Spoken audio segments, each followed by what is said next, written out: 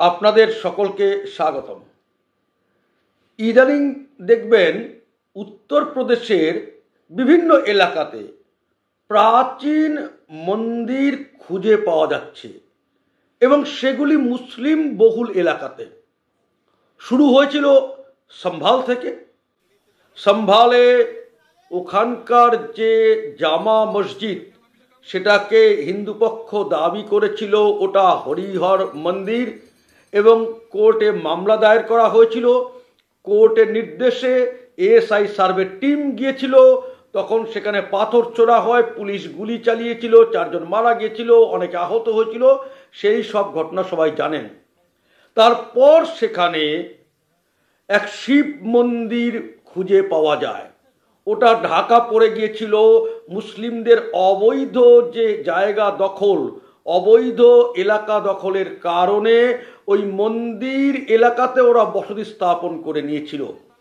সব কিছু সাফসুফ করে পুলিশের তত্ত্বাবধানে ওখানে মন্দিরের তালা খোলা হয়েছে, মন্দিরে পুজো শুরু হয়েছে। এরপরে মুজাফফরপুরে হয়েছে, এরপরে আলিগড়েও হয়েছে একই ঘটনা। আলিগড়েও 2টো শিব মন্দির পাওয়া গেছে।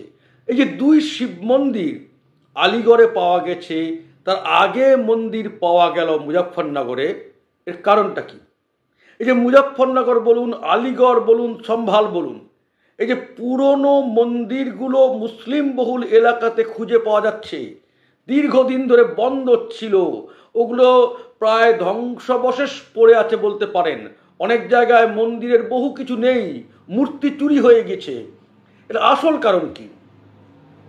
আসল কারণ হচ্ছে এক সময় সেইগুলি হিন্দু বহুল এলাকা ছিল।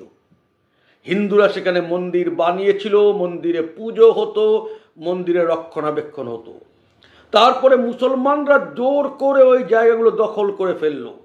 সে সুলতানি আমলে হোক, তার পরবর্তী সময় হোক, মুসলিম শাসনকালে ওগুলো দখল করার ফলে ওখান থেকে হিন্দু জনসংখ্যাকে ক্রমাগত কমিয়ে আনার ফলে ওই মন্দিরগুলি মুসলমান বহুল এলাকার মধ্যে পড়ে গেল।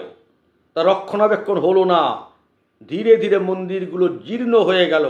ওরা ওখানকার মূর্তিগুলিকে সরিয়ে ফেললো, চুরি করে নিল। ধীরে ধীরে মন্দিরের অস্তিত্ব আর খুঁজে পাওয়া যাচ্ছিল না। আবার নতুন করে মন্দিরগুলো পাওয়া যাচ্ছে।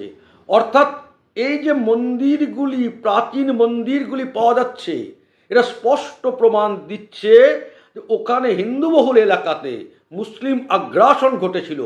মুসলমান সংখ্যা জোর করে বাড়ানো হয়েছিল, হিন্দুদের বিতরণ করা হয়েছিল।